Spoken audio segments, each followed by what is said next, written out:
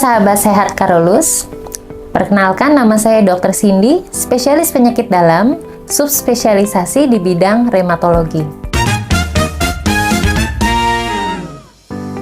Baik, jadi penyakit reumatik itu adalah suatu definisi yang sangat luas. Pada dasarnya, istilah tersebut ditujukan untuk keluhan-keluhan yang mengenai pada otot, tulang, maupun sendi.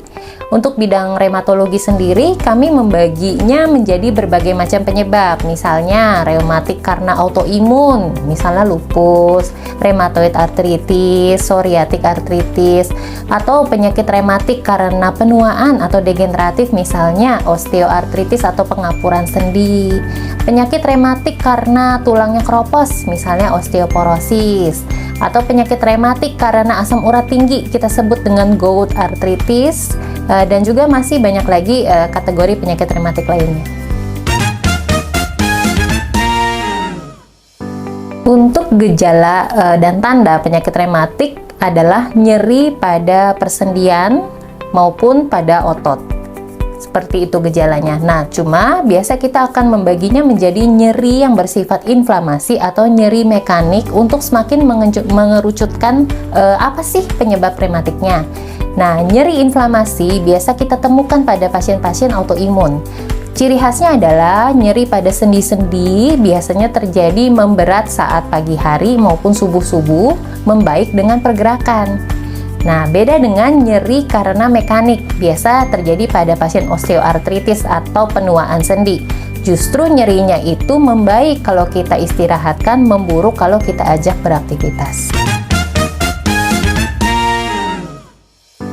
Baik, ketika seorang pasien datang dengan keluhan-keluhan nyeri karena reumatik, maka kita akan melakukan tanya jawab.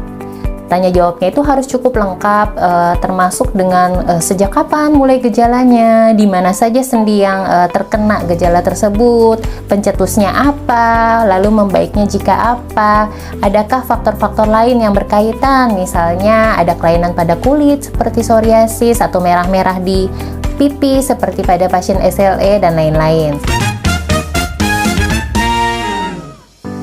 Kita akan melakukan pemeriksaan muskuloskeletal mulai dari gaya jalan, lalu dari sendi-sendi yang ada di bagian atas, sendi-sendi di ekstremitas bawah, sampai ke tulang punggung. Setelah pemeriksaan fisik, maka kita akan mengerucut diagnosisnya dan mengetahui kira-kira pemeriksaan lab atau imaging apa yang dibutuhkan sesuai dengan indikasinya. Lalu terakhir baru kita menetapkan diagnosisnya. Saran dan himbauannya adalah jika mengalami gejala reumatik, segeralah konsultasi kepada ahlinya. Hindari memberi obat yang beredar bebas di pasaran tanpa label yang jelas. Jadi baik itu obat yang dikatakan herbal atau obat racikan di warung-warung gitu, karena bisa saja itu membahayakan bagi kesehatan kita. Lalu secepat mungkin kita melakukan diagnosis yang tepat, kita dapat menghindari yang paling kita takutkan, yaitu kecacatan permanen pada persendian.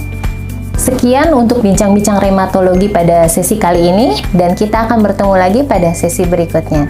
Salam sehat!